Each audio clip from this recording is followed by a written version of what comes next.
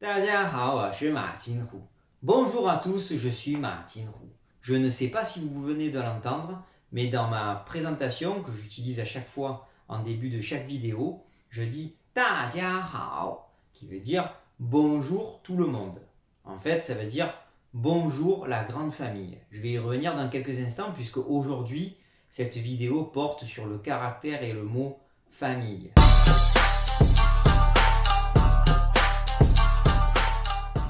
Tia, tia. Voici le tia de 大家好. Tout d'abord, avant de vous donner donc des expressions avec le mot tia, voici l'étymologie de tia. Le caractère, comme vous le voyez, il est assez technique. Ici, il ne faut pas faire une sorte de J.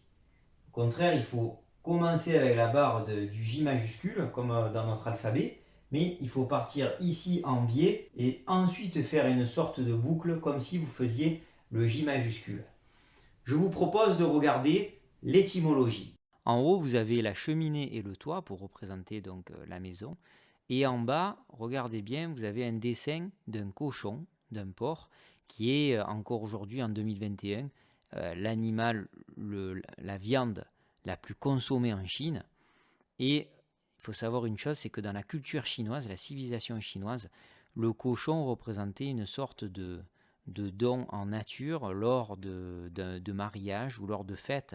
Chez les paysans, bien sûr, quand ils n'avaient pas d'argent ou de bijoux à donner pour la dot lors d'un mariage, ils offraient un cochon vivant ou qu'ils tuaient, bien sûr, pour donner à manger à tout le village et à toute la famille lors d'une fête.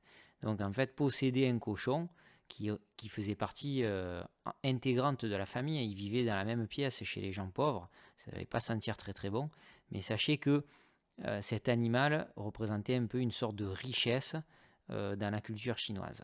Maintenant que je vous ai expliqué l'étymologie, je vais pouvoir vous donner quelques expressions avec le mot tia. J'ai dû faire un choix parce que si vous allez dans l'application gratuite Pleco, P-L-E-C-O, je vous invite à regarder parce qu'il y a plein d'expressions à chaque fois. Moi, je fais un choix sur du vocabulaire assez courant que vous pouvez utiliser avec le mot, le caractère tia. Alors, par exemple, l'expression dont je vous ai parlé tout à l'heure, à chaque fois que je me présente, je dis 大家好 au lieu de dire 你们好, 你们好 qui veut dire bonjour à vous. Là, on peut utiliser bonjour à tous, bonjour tout le monde. Effectivement, 大家 veut dire tout le monde. Mais mot à mot, ça veut dire bonjour la grande famille. Oui, c'est comme si nous faisions partie de la même famille des Sinisans, c'est-à-dire des personnes qui apprennent la langue chinoise. Ou les Chinois, quand ils s'adressent à un public, soit ils se disent je m'adresse à mes compatriotes, donc bonjour la famille des Chinois, mais aussi plus largement à la famille des êtres humains. Bonjour à tous, on discute entre êtres humains, pas entre animaux, donc en fait je m'adresse à la famille des êtres humains. Ensuite, si on continue avec des expressions avec tia, vous avez un verbe important. Alors il y en a plusieurs avec tia, il y a pandia qui veut dire déménager, bouger de famille ou de maison, parce que tia veut dire à la fois famille, mais ça veut dire aussi le foyer et la maison. Alors pas la maison au niveau de son architecture, mais la maison dans le sens de la famille. Donc si vous dites chez moi, vous allez dire oh tia, ma maison. Ça veut dire la maison de telle ou telle personne, vous mettez le nom et le prénom de la personne et ensuite le mot tia, et ça veut dire chez telle ou telle personne. Par exemple, Wang tia, ça veut dire chez Wang ou chez monsieur ou madame Wang.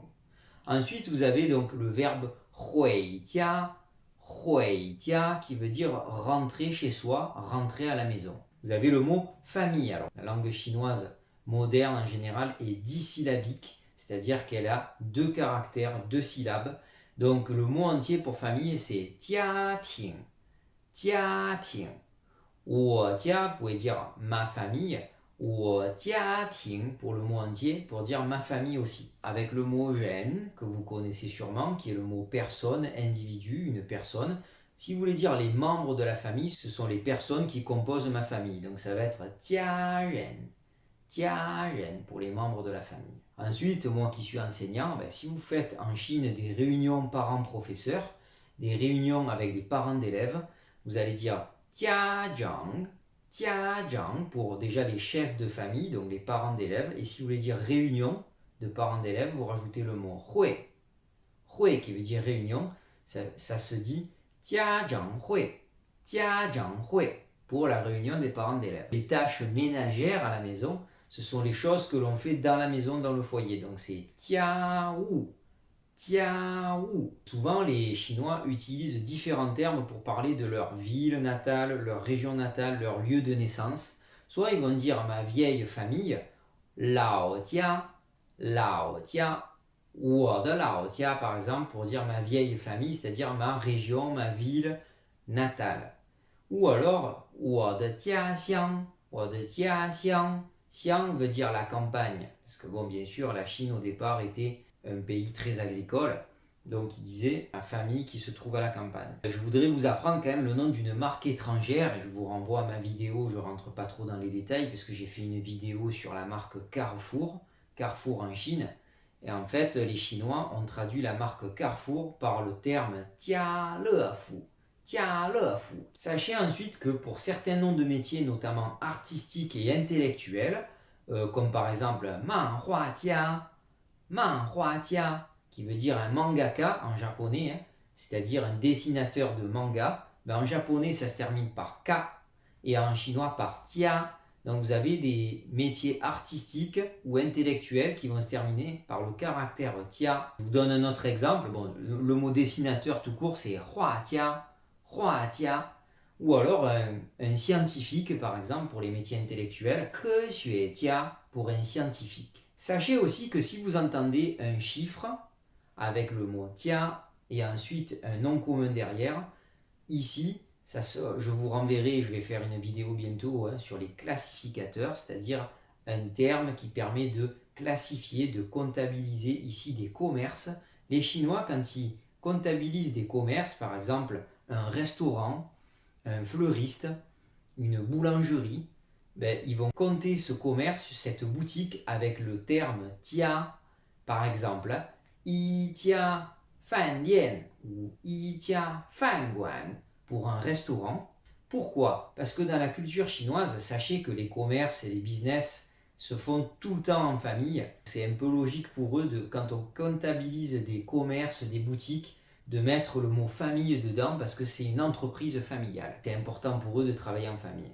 Voici une image, une photo que j'ai prise dans le quartier chinois de Paris qui montre bien ici l'importance de la famille dans l'entreprise chinoise. Ce caractère que j'ai pris en photo était présent au milieu de la pièce du restaurant pour montrer que la famille était au centre de l'entreprise. C'est pour cette raison que le classificateur jia de la famille est présent lorsque l'on comptabilise les restaurants notamment et les commerces. Voilà, je préfère en rester là avec le terme famille qui est quand même un mot important dans toutes les cultures, les civilisations et encore plus dans la famille chinoise. Bien sûr qu'il y ait une famille soudée, liée, que ce soit dans la vie quotidienne et aussi bien sûr dans le business. Je vous donne rendez-vous pour d'autres vidéos concernant la famille. 谢谢，再见。